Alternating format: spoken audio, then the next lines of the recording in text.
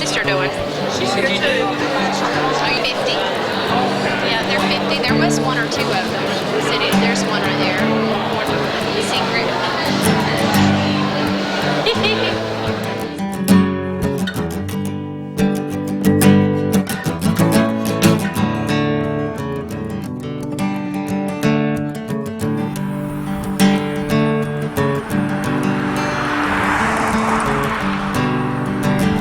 Of course, it's changed in the 20th century, but even potters today are still producing pots that are made to be used in the home. Originally, they were made for storage and food preservation. Now they're made as tablewares and horticultural wares like flower pots and urns and that sort of thing.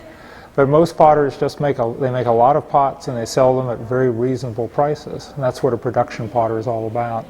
Rather than being art potters who make one-of-a-kind pieces that take a great deal of time and expense, there are potters who do this sort of thing, but they're in the minority here.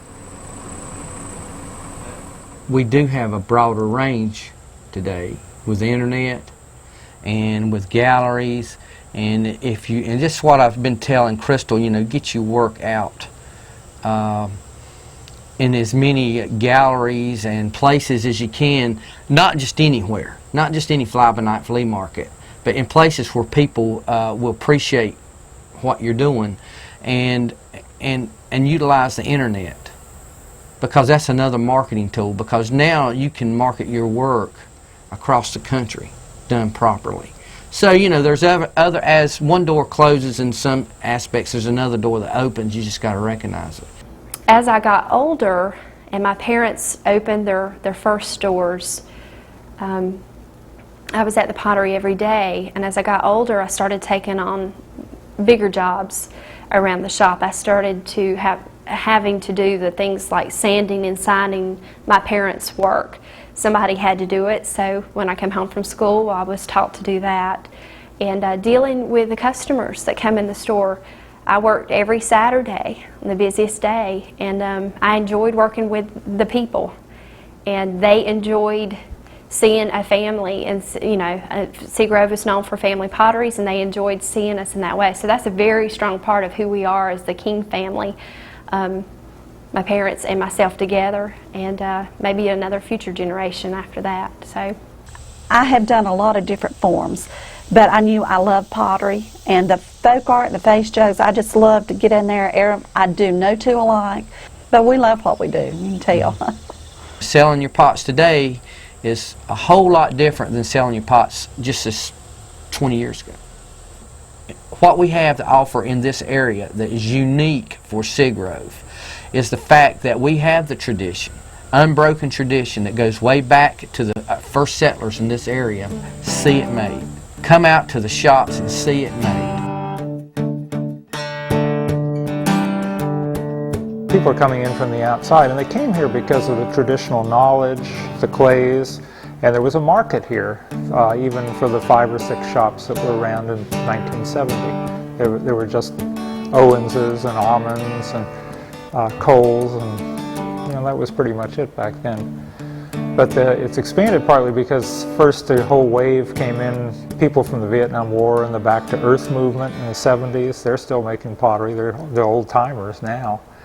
And then others came along, I think, attracted by the market, the potential that was here, and they were all able to draw on the traditional knowledge. So the potters of the 70s and 80s went to the families who were already here, the Coles and the Owens, Teagues, Almonds, and drew on them heavily for the know-how, how to get started, glazes, that sort of thing. But it's expanded to the point today where you have raku firing, crystalline glazes, oriental decorating techniques at places like the Dover pottery. So it's really almost getting hard now sometimes to say, oh yeah, that's a piece of North Carolina pottery. Then it never ends. Tradition never ends, and pottery is not a job, it's a lifestyle.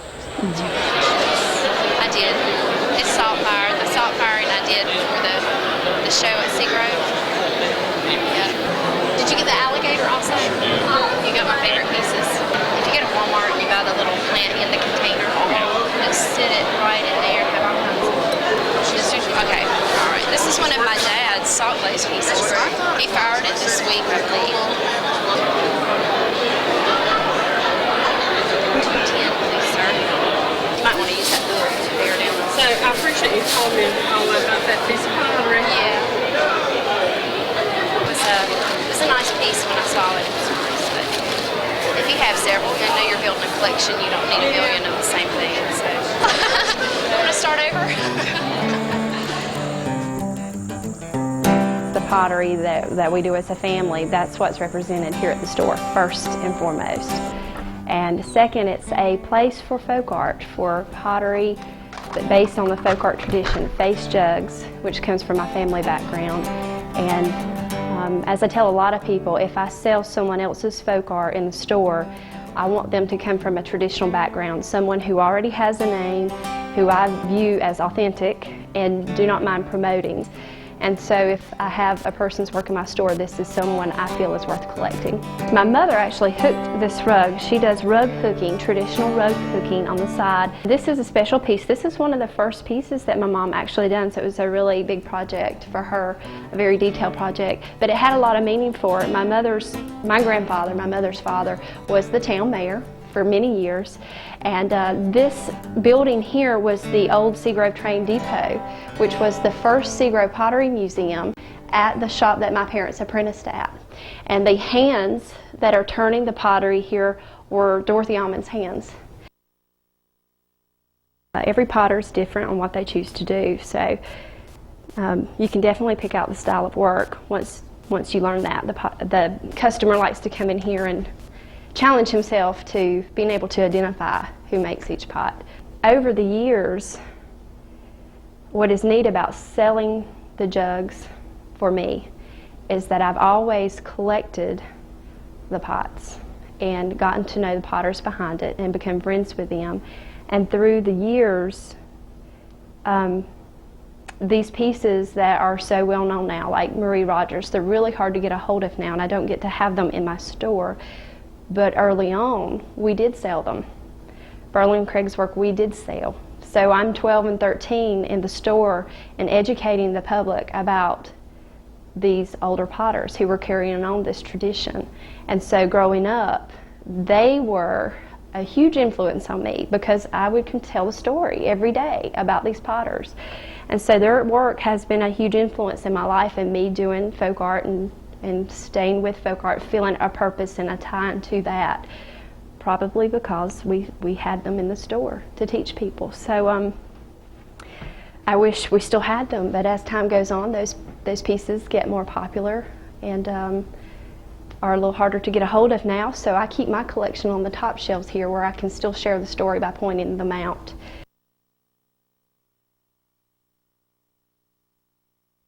I do have one here of M.L. Owens, and M.L. just passed away, which is really sad to see some of the older potters, especially around here in Seagrove, these legends passing on, but I guess that's just part of life. But this one is good when a new person comes in. I can share, you know, the price on this was more expensive because M.O. Owens was one of the original and old potters, and as one passes away or gets older, prices do increase. So if a customer comes in and folk art and face jugs are not their thing, we still have a little something for the general public. The great piece is a special piece for my parents because it is one of the first things that Dorothy Allman, during their apprenticeship with her, she had them make. And it's something that they still do today. We've recently started putting this color on them. The beginning ones were white with a blue grape and green leaves. But grapes have always been found in folk art, even with a lot of the old families in the Georgia area. And no one at the time that my parents were apprenticing here in Seagrove were making these. That's why she allowed them. Said, you know, Dot wanted my parents during their apprenticeship. She was very aware of the economics of Seagrove, and she did not want them to do things that would compete with other potters. I do keep my religious collection out here in the store on display. They're not usually found for sale in the store because I work completely off a commission or an order basis. I stay so far behind that when people come in here, they can pick something out and then just leave me their name and phone number, and then when I get it ready, I can either mail it to them or they can come back and pick it up. I don't remember ever seeing any folk pottery in religious themes. It was something I was doing completely on my own, just from what I was influenced by the Bible stories that I read growing up. I love to keep this out in the shop because it allows me to interact with people. They'll be over here and I'll hear them talking about the pieces, trying to guess what each of them are, and I'm able to come over here and tell them a little bit about each of the stories, and I enjoy doing that. That'll work really good. Now I can help you with your pieces. And you can move on. That's nice. Tiger. It has a #1 on it. What's that? It says Crystal King 2003, Seagrove, North Carolina. And I just saw the #1 inscribed right there. It's my first large tiger. Oh, really? I've done tigers before, but not with a spotty style. So it's a nice piece. I'm going to take it Should I make this out to me, to Crystal King. big copies? For you. Wonderful. How that? September the 5th is when the work is due. Okay. Well, we have plenty of time. Yeah, and I'll be in touch about it. I just wanted to make sure y'all were on the... Thank you. Yeah. Those are cool. Chicken. I love them. What is squatty? It's like a bang. I like squatty things like that. You know what I mean? Yeah, I know. This is a new thing that I just started doing. I call it my fat chicks because I do so many different chickens. This is a fat chick. Fat Just chick? call it that, yeah. See, the fat The chick. fat chick. It's cute. One more time. Well, I just wanted to make a pot, and good friends of ours, Dot and Walter Ullman, actually turned out to be my cousins. Well, Dot and Walter were the matriarch and patriarch of this whole tradition. They were really key players. They were major figures here. Says we're older now, Walter needs a little help, so if you'll come up and help us mow the yard and mix the clay and load the kilns, we'll show you how to make a pot. She worked at a plant in Ashboro that was closing down. And at that time she was looking for a job, and they were friends with Dorothy and Walter Ullman, owners of the original Seagrove Pottery, and they needed some help at the time and felt very big about having apprenticeship programs to pass on the tradition of Seagrove Pottery. And so they invited my mom and my dad to come work with them to learn pottery through apprenticeship. Not a lot of apprenticeships around here anymore because economically it's so difficult to do it. The potter can't waste a lot of time and pay a lot of money to somebody who's not really very productive for a long time. And the apprentice isn't going to have anything to live off of for a long time. Crystal was a little girl at the time, so Dot said, why don't you come in, and she said, you can work with us. So 6 days a week we worked, and Terry finished his job, then he'd come in and work with us too, and we'd done that for a long time, and we didn't get paid, so we just really wanted to learn bad, so we apprenticed under them that way. So maybe what Terry and Anna did was a way to do it, a gradual transition where Terry and Anna really could really learn it over a long period of time and then move out of a safe job to a gamble really for them. It probably was a gamble to open a shop, but it worked well for them. It worked beautifully for them. Of course, you learn a lot when you're thrown into that situation, from being the salesman to all the odd jobs, whether it was a good odd job or not. Somebody had to do it. Yeah. Terry and Anna have a wonderful commercial sense to them. They know how to sell stuff. They sell old pottery too. They love all kinds of pottery. So they have stepped in with a real energy that not everybody has too. And so I was 6, I believe, at the time that they began. And I remember the very first day that we went into the store, their first day at work. And because they had business to talk about and that sort of thing, they took me to the back room, which was, as you walked into the front room, that's where Dorothy turned and there was a checkout counter. Behind that was a workspace. And so they took me in the back and gave me a lump of clay and said, here, play with the clay and we'll be back to get you in a little bit. So I made my first piece of pottery that day. It was an elephant, a little, probably about so big. It was an elephant, and they came back and there was the elephant. They were proud, you know, being 6 years old, proud of my little elephant, but that was just a kid playing with clay, very normal thing to do. Although Dot was a production potter, she could stand there, knock out 50 cups and 25 plates and 30 milk crocks, and she did it the old way. She loved to take the time off and make little hand-built pieces, not on the wheel, and so she probably had a lot to do with what Crystal ended up doing, particularly encouraging her. I had the second piece, which was a little bear, I think made on that same day. But who knew that it would begin the journey of my life? A generation or two ago, Crystal wouldn't have been able to do what she does. So she's not really typical in a lot of ways in making these elaborate, one-of-a-kind, hand-built pieces that take a lot of time and thought. The tradition that she comes out of, as I said, is a production pottery tradition, and even going back one generation to Dorothy and Walter Almond, who taught her how to make pottery, they didn't make a lot of the sort of thing that Crystal does.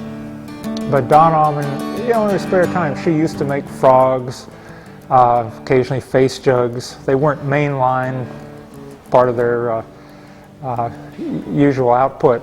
But she enjoyed doing that on the side, and she would tell how potters used to, for example, when a potter went off at lunchtime, potters might take some clay and coil up a big, what looked like a snake, and put it under another potter's wheel, and then of course when he came back from lunch it scared the hell out of him. And face jugs, it was a kind of playful thing. Potters need to get away from making milk crocks or vases or urns all the time and have a little fun. And of course they also made things way back like little animals and toys, dolls for children. I remember there was a shelf in the store where we sold the little animals that I made, and my mother would make also, because Dorothy did a lot of hand building herself. She turned all the pots for her shop, but she still enjoyed doing folk pottery. So that was a sideline. That was something potters did in off time, really. And that's really what Crystal has picked up on. She's taken that little decorative tradition that was always sort of there, but very much a minor part of what the potter was turning out, and she's turned it into her way of life. I brought some examples of that. There's a unicorn that Dot Almond made, and then one that I made that looks very similar to that. That's probably the earliest things that I was making, was the little animals, unicorns, turtles, things a little girl would make. Baskets with little eggs in it. I remember making lots of those, and not too perfect, because I was a little kid, so the pieces weren't all that wonderful, but I guess the public coming in thought they were cute enough to purchase, and so that kept me interested. And I was able to keep my parents gave me a part of the money of it, which enticed me to do more, because they made me buy things that I wanted for myself, and that taught me a little discipline with money making and in business sense of it. One of the things that was real cute, one day Dot and us had went out back to one of the back buildings to do something, and Crystal may have showed you her first turn pot, but we come back into the showroom and she had got on Dot's wheel. She had turned a little pot. She had even got Dot's liquid glaze and put a little band around the top of it, just like Dot had decorated plates. And she had done it, and the little lid, of course, didn't fit perfect, but it would lay right up on top of it, and it was the cutest little about 3-4 inch pot.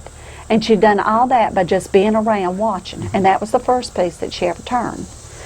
This was my very first face jug, and a very special piece to me because the jug itself was turned by Dot, and she had me put the face on it.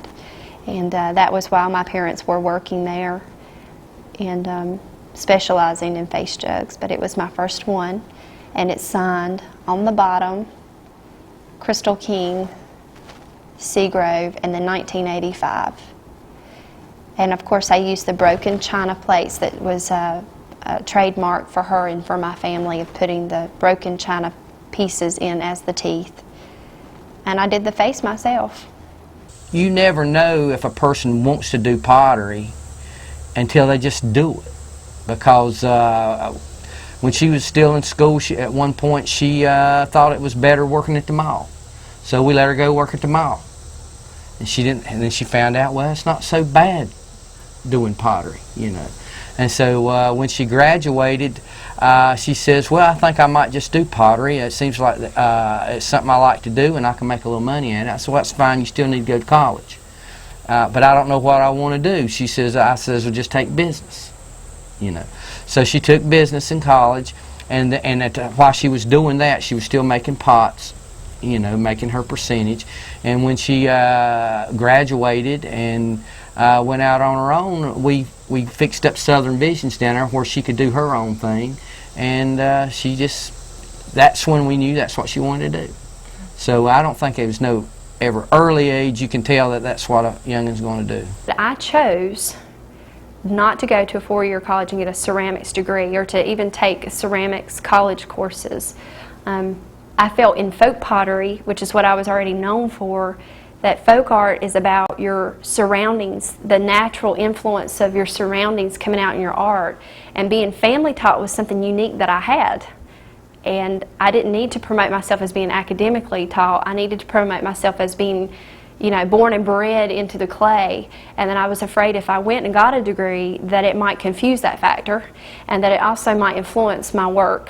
And I wanted to keep my work very pure. And these are made by my grandmother. She just started making the roosters, so she's really proud of these. Put them side by side, you'll see that their expressions are a little different. Did all your lines get sold? I think there's one on the front table here. Yeah. I had 4 total.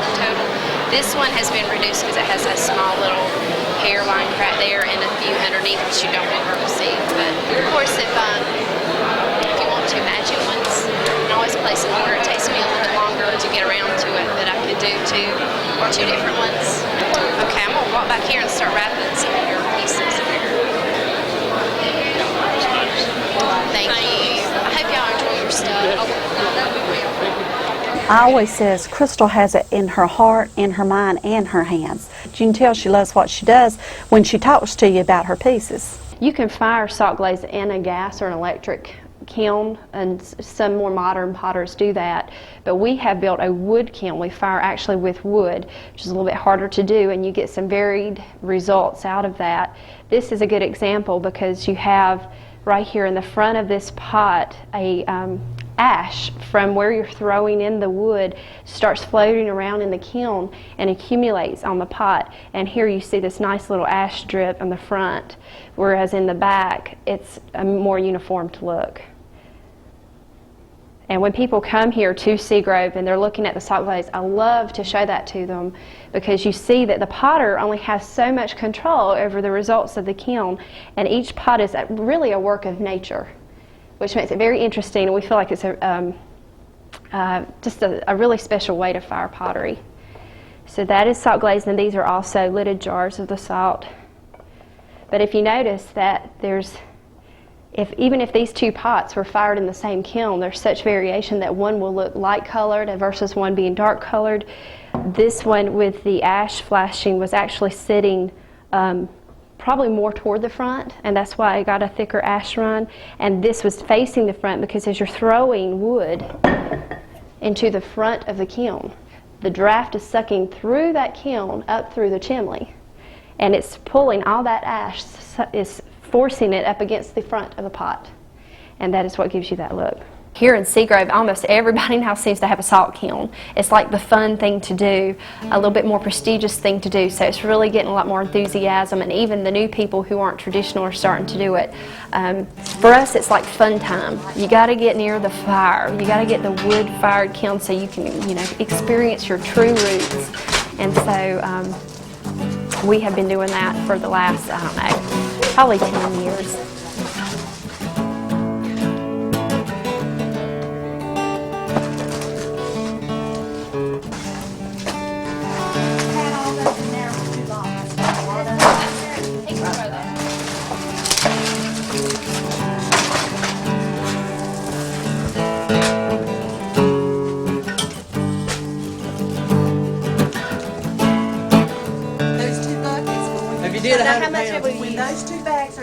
of the buckets will be 100 pounds, all it not is. 100 pounds of salt.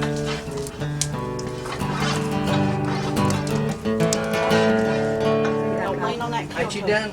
You got more? I thought this was it. There's more in the paper bag down there, no. So we're going to do another pouring? Yes, he wants to use the whole bag, Mom. Okay. You'll have Okay, to- that's good.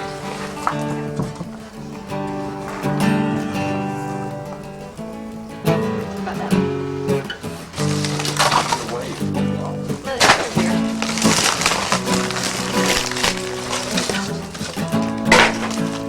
Snake. Getting out here at the bottom, that would really be terrible. It takes about 3 days to grow.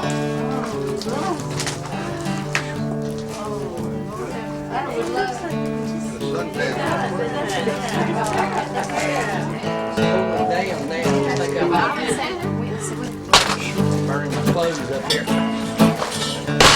Scorching my britches. Take care, honey. I'll see you before the holidays. Have a I great may holiday. see y'all at the store later. Okay. If you're taking them around, I'll go down short. All right, you take care.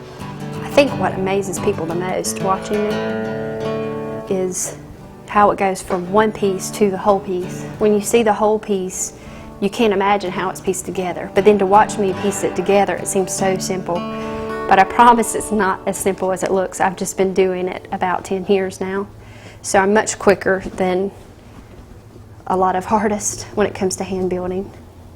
Usually if I'm doing an animal for the first time, and sometimes if I just need a little help, I clip pictures out of books or magazines, say of a horse or whatever, and I will look at that.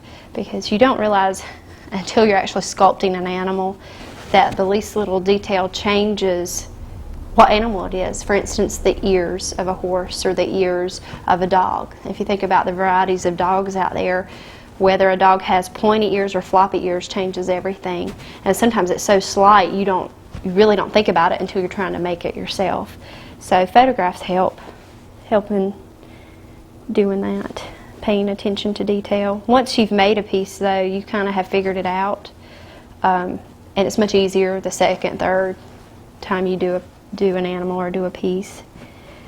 That's why I think sometimes the first number one pieces that I do the first time I've ever, done a specific piece is so special, because there's a lot of creativity and thought that goes into that first time piece.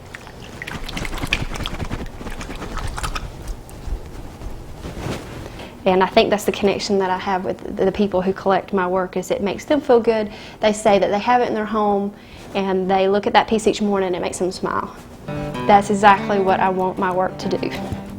Make the collector smile on a daily basis.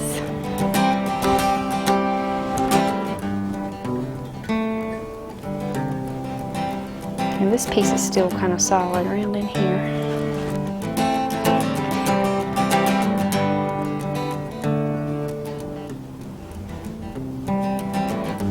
Okay, I think that's probably right.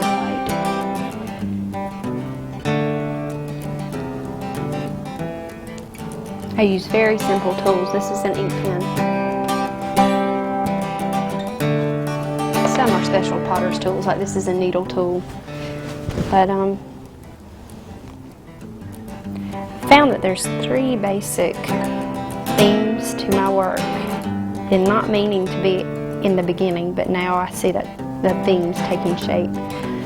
One is the religious work, one is animal motif, and then one is the political pieces that I do dealing with the Americana, like Uncle Sam and the Statue of Liberty and that sort of thing. When I pick pieces to do, or when I'm doing a show and I'm coming up with new pieces, I want my pieces to be themes in folk art. That's what I'm interested in, and I'm just really not interested in other things, but it's hard to explain what fits into that criteria and what doesn't, what's worthy of that, to be considered a part of that. But for me, I mean, for instance, you wouldn't have a sculpture of a golfer. That's not what I consider folk art. It's not a theme that is timeless. I've had someone use that term with me before, that your work is timeless. Once this piece is made, and the creativity excites me, but once it's done, that's the height of my excitement. When it comes to glazing the piece and that sort of thing, it's just something that I have to do to finish it.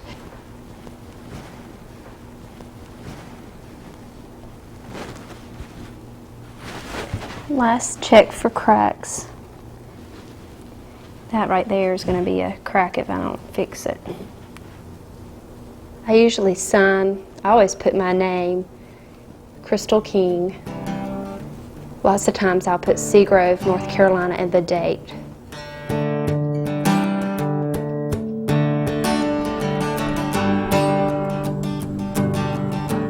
On a daily basis, we're firing the electric and gas, and on the salt glaze wood fire, it's a special event for us, something we just do for kind of for fun. The clays and glazes that I use are the same clay and glazes that my parents had available for me when I was younger. I just grabbed the clay that they were using for their functional turnware and hand built with it. It's probably not the ideal clay to be using for sculpture, but it's what I'm used to, and the colors that I get from the finished product of the clay is what people are used to as how my pieces come out, how they look. So I'm really cautious about changing that. I've just adapted with it.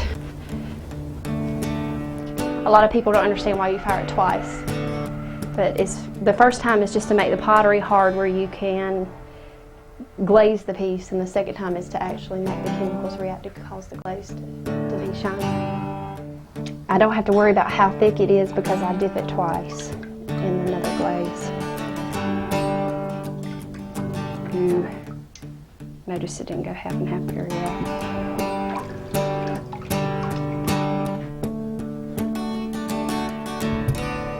And you always have to cover your finger marks.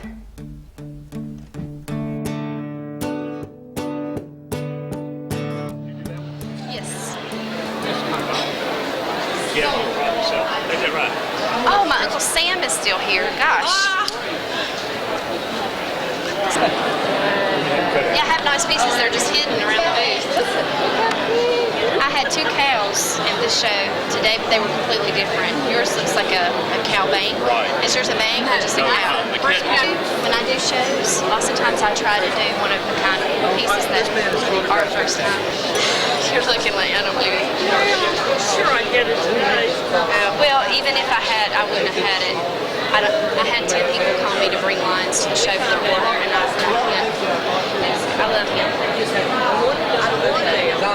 You're lucky to get this little thing because I want to keep him so bad I couldn't stand it. I love this cow. I like this one better. This one's my favorite. That's part of the attraction too, to meet the artist, and that's what this area gives. You go to the potter's shop, you meet the potter. You often have they have a kiln opening. You know, that's a big local thing, where you go and have food with the person. You go into their houses. It's staged to some degree, sure, but a lot of times you become really good social friends with the potters. Many people do. And so that's part of the attraction. It's not just the pot. It's the potters and the world and culture the potters represent. That is what I love about pottery, people's response to the pieces that I make.